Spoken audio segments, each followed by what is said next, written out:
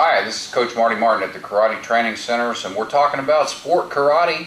We've got something a little bit different for you in the next series of clips that we're going to show.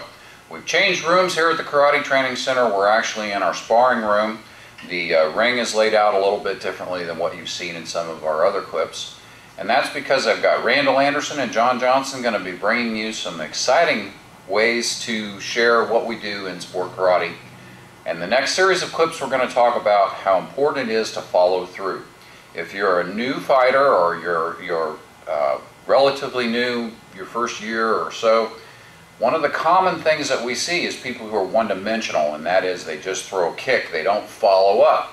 They may just try one thing, they don't put combinations together. And if you're in that boat, this is going to help you out. If you're an instructor, you're going to know exactly what we're talking about.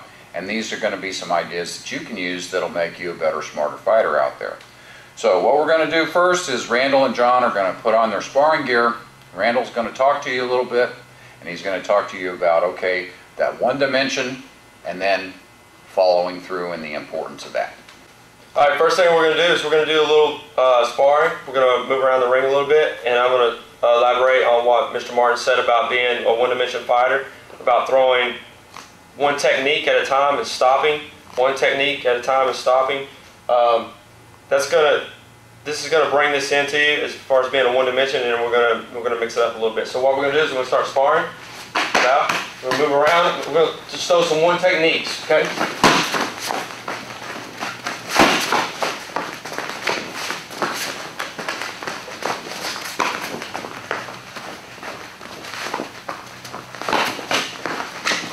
And stop.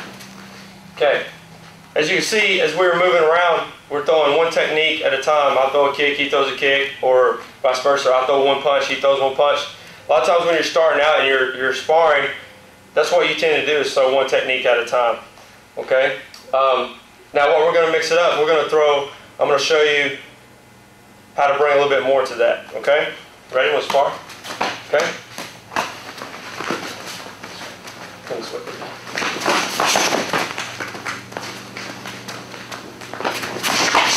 Good.